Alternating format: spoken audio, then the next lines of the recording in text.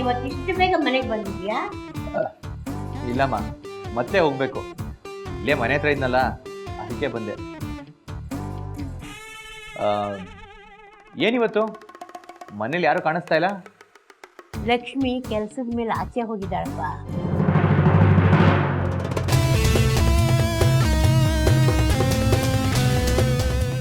ಓ, ಕೆಲ್ಸದ ಮೇಲೆ ಆಚೆ ಹೋದ್ಲ? ಹೋಗ್ಬೇಕಾದೆ. ಇವಾಗ ಯಾವ ಫಾರಿನ್ ಆರ್ಡರ್ ಇಲ್ವಲ್ಲ. ಯಾವುದೋ ಹೊಸ ಆರ್ಡರ್ ಹಿಡಿಯೋಕ್ಕೆ ಹೋಗಿರ್ಬೇಕು. ಮಾಡ್ಲಿ ಅದೇನ್ ಮಾಡ್ತಾಳೋ ಮಾಡ್ಲಿ.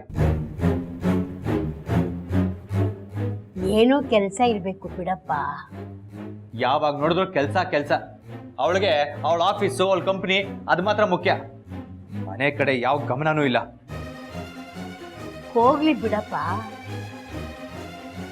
ನೀನು ಮನೆ ಕಡೆ ಗಮನ ಇಡದೇ ಇದ್ರೂ ಪರವಾಗಿಲ್ಲ, ಆದ್ರೆ ನಿನ್ನ ಕೆಲಸದ ಕಡೆ ಗಮನ ಹರಿಸೋದು ಮಾತ್ರ ಬಿಡಬೇಡ.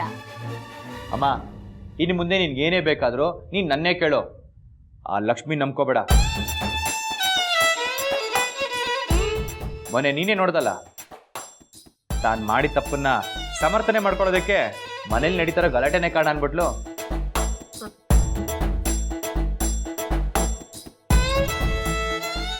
ಹೌದಪ್ಪ, ಹೌದು. ನಾನು ನೋಡ್ತೀನಿ ಅದೇನು ಕೆಲಸ ಅಂತ ಓಡಾಡಿ ಅದು ಯಾವ ಅರಮನೆ ಕಟ್ತಾಳೋ ನೋಡೇ ಬಿಡ್ತೀನಿ. ಅಮ್ಮ, ನೋಡ್ತಾ ಇರು, ಇನ್ನು ಮುಂದೆ ಎಲ್ಲ ಹೀಗೆ ಇರಲ್ಲ. ಹಂತವಾಗಿ ಎಲ್ಲ ಬದಲಾಗ್ತಾ ಹೋಗುತ್ತೆ. ಅಂದ್ರೆ ಇನ್ನು ಏನೇನಾಗುತ್ತಪ್ಪ?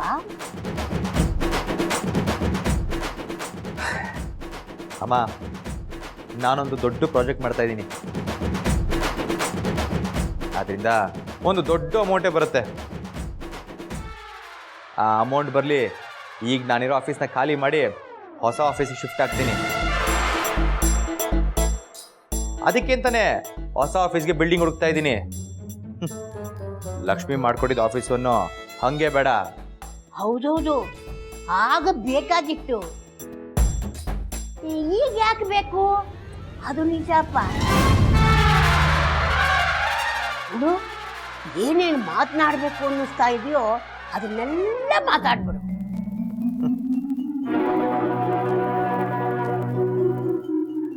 ಅಮ್ಮ, ನೀನು ಸುಮ್ಮನೆ ನೋಡ್ತಾ ಇರು, ನಿನ್ನ ಮಗ ಹೇಗೆ ಬೆಳಿತಾನೆ ಅಂತ.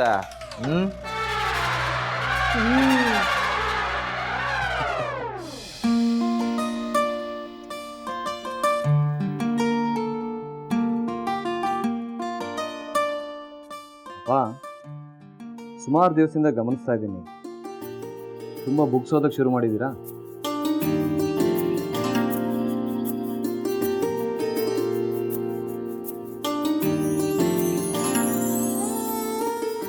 ನೀವು ಕೋರ್ಟ್ಗೆ ಹೋಗ್ತಿದ್ದಾಗ ನಿಮ್ಮ ಕೈಯಲ್ಲಿ ಬುಕ್ಸ್ ನೋಡ್ತಿದ್ದೆ, ಅದು ಬಿಟ್ಟರೆ ಈಗಲೇ ನೋಡ್ತಿದ್ದೆ. ಪುಸ್ತಕಗಳಿಗಿಂತ ಉತ್ತಮವಾದ ಬಂಧುಗಳು ಮಿತ್ರಗಳು ಇಲ್ಲ ಅವು. ಅದನ್ನೆಲ್ಲ ಮರ್ತಿದ್ದನ್ನ ಜೀವನ ಮತ್ತೆ ಜ್ಞಾಪಿಸುತ್ತೆ. ನನ್ನ ಅಮೂಲ್ಯವಾದ ಸಮಯನ ಪುಸ್ತಕಗಳ ಜೊತೆ ಕಳೆಯೋದು ಬಿಟ್ಟು ಹಾಳು ಕುಡಿದ ಚಟಕ್ಕೆ ಮೀಸಲಾಗಿಟ್ಟಿದೆ. ಈ ವಿಷಯದಲ್ಲಿ ನಾವು ಲಕ್ಷ್ಮಿ ಅವ್ರಿಗೆ ತುಂಬ ಥ್ಯಾಂಕ್ಸ್ ಹೇಳಬೇಕು. ನಿಜ. ಅಂಕಲ್. ಓ ಲಕ್ಷ್ಮಿ. ಓಹೋ, ನೆನೆದವರ ಮನದಲ್ಲಿ. ಬನ್ನಿ ಲಕ್ಷ್ಮಿ ಅವರೇ. ಬಾಮ್ಮ.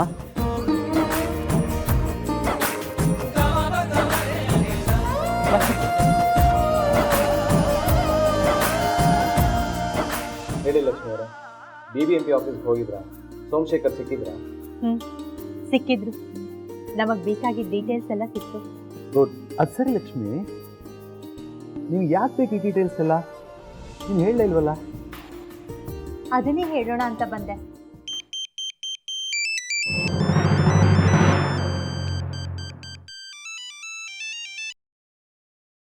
ಹಲೋ. ಹಲೋ ಲಕ್ಷ್ಮಿ ಮೇಡಮ್, ಮಗು ಸಿಕ್ಕಿದೆ.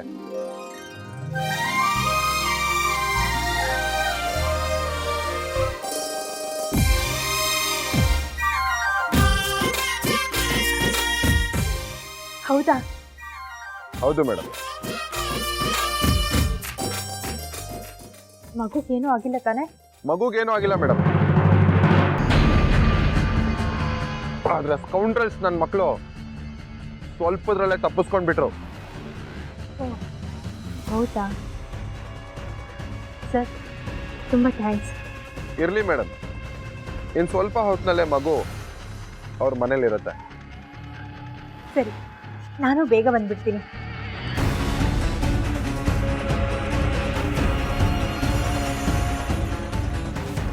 ಸತ್ಯ, ಮಗು ಸಿಕ್ತಲ್ಲ? ಲಕ್ಷ್ಮಿ, ಏನಿದೆಲ್ಲ? ಯಾವ ಮಗು, ಏನು ಕಥೆ? ಹೇಳ್ತೀನಿ. ಮನೆಯಲ್ಲಿ ಇಷ್ಟೆಲ್ಲ ಆಗೋದಕ್ಕೆ ಕಾರಣ ಆ ಮೀರಾ.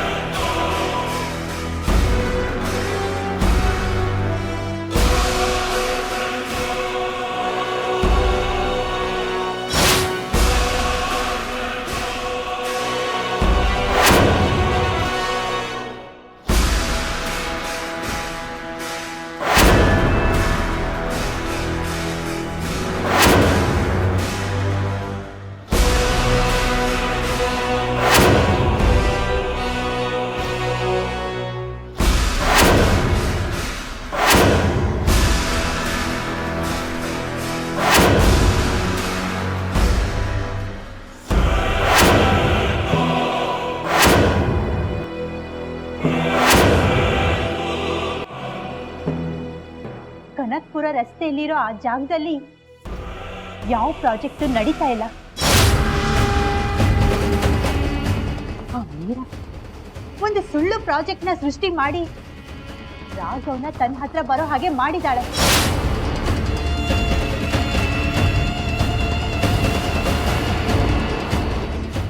ನೋಡಿ ನೋಡಿ ಅಂಕಲ್, ಈ ಫೈಲ್ನ. ಆ ಜಾಗದ ಓನರು ಇಲ್ಲಿ ಇಲ್ಲವೇ ಇಲ್ಲ. ಅವರು ಲಂಡನ್ನಲ್ಲಿದ್ದಾರೆ. ನಾನು ನೀಲ್ಕಂಠಣ್ಣ ಫೋನ್ನಲ್ಲಿ ಅವ್ರ ಜೊತೆ ಮಾತಾಡಿದ್ವಿ. ಅವರು ಈ ಜಾಗನ ಯಾರಿಗೂ ಮಾರೇ ಇಲ್ವಂತೆ ಅಂಕಲ್. ಆ ಜಾಗದಲ್ಲಿ ಯಾವ ಪ್ರಾಜೆಕ್ಟು ನಡೀತಾ ಇಲ್ಲ.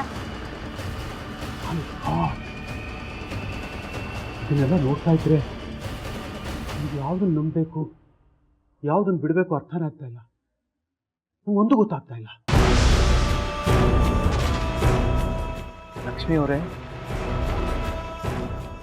ಯಾರಿಗೂ ತಿಳಿಸೆ ನೀವು ಇಷ್ಟು ದೊಡ್ಡ ಫೈಟ್ ಮಾಡ್ತಿದ್ದೀರಾ. ನಿಮಗೆ, ನಿಮ್ಮ ಧೈರ್ಯಕ್ಕೆ ರಿಯಲಿ ಹ್ಯಾಟ್ಸ್ ಆಫ್ ಕಂಡು. ಅಮ್ಮ, ನನಗೆ ಲಕ್ಷ್ಮಿ ಮೇಲೆ ಯಾವ ದ್ವೇಷನೂ ಇಲ್ಲ. ಈಚೆಗೆ ಅವಳು ನನ್ನ ಜೊತೆ ನೆಟ್ಕೋತಿರೋ ರೀತಿ ನನಗೊಂಚೂರು ಇಷ್ಟ ಆಗ್ತಿಲ್ಲ ಅಷ್ಟೇ. ನನಗೆ ಮಾಡಿದ ಅವಮಾನ ನೆನೆಸ್ಕೊಂಡ್ರೆ ಮೈಯೆಲ್ಲ. ಮುಚ್ಚ ಬಾಯಿ ಸಾಕು. ಇದನ್ನ ಕೇಳಿ ಕೇಳಿ ನನಗೆ ಸಾಕಾಗಿ ಹೋಗಿದೆ. ನೀನು ಇವತ್ತು ಸರ್ ಹೋಗ್ತೀಯಾ, ನಾಳೆ ಸರ್ ಹೋಗ್ತೀಯಾ ಅಂತ ನಾನು ಸುಮ್ಮನಿದ್ರೆ ನೀನು ಮಿತಿಮೀರಿ ಹೋಗ್ತಾ ಇದ್ದೀಯಾ. ಅವಳೇನೋ ನಿನಗೆ ಕೆಟ್ಟದ್ದು ಮಾಡಿದ್ದು, ನಿನಗೆ ಅವಮಾನ ಮಾಡಿ ಅವಳೇನು ಕಿರೀಟ ಹೊತ್ಕೊಂಡು ಮೆರಿಬೇಕಾ?